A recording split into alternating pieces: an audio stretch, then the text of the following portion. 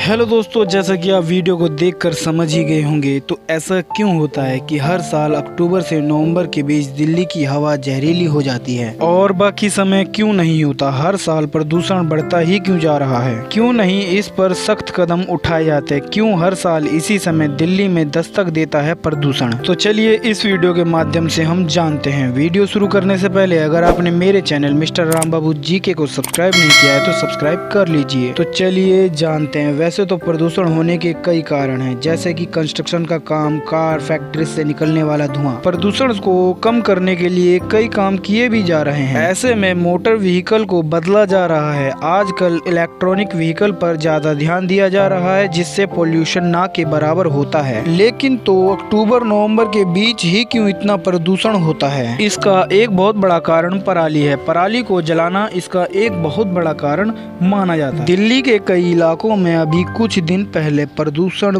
खतरनाक स्थिति में पहुंच गया था। हालांकि प्रदूषण में पराली का योगदान कम बताया जा रहा है। केंद्र सरकार के सफारा डेटा के मुताबिक 1 नवंबर को AQI में पराली के केसों की कमी के कारण 14% तक की गिरावट देखने को मिली है। खेतों में आग लगाने की करीब 1900 घटनाएं सामने आई थी, जबकि पिछले साल इसी दिन पराली जलाने के 4000 से भी ज्यादा मामले सामने आए थे। जानकारी के मुताबिक 2 नवंबर से अगले कई दिनों तक हवा की गुणवत्ता काफी हद तक गंभीर से बहुत खराब श्रेणी में रहने की आशंका बताई गई है। अब यह सवाल उठता है कि यह पराली आती कहां से? दरअसल अक्टूबर नवंबर के बीच धान की कटाई होती है, जिससे धान तो अलग कर लिया जाता है और बचा हुआ हिस्सा किसी भी काम नहीं आता, जिसे किसान खेतों में ही जला देते हैं। ऐसे में पराली जलाने की वजह से दिल्ली की हवा में प्रदूषण का स्तर बढ़ जाता है। दिल्ली के कई इलाकों में 1 नवंबर को वायु गुणवत्ता सूचकांक एयर क्वालिटी इंडेक्स AQI 400 के पार पहुंच गया था। दिल्ली के कुछ इलाकों में AQI लेवल 571 भी दर्ज किया गया है, जो काफी गंभीर से खतरनाक श्रेणी में आता है। जानकारी के मुताबिक उत्तर भारत में 31 अक्टूबर को पराली जलाने की घटनाओं में से करीब 90% पंजाब में हुई। इस सीजन में खेतों में आग लगाने के अब तक लगभग 16,000 मामले सामने आए हैं।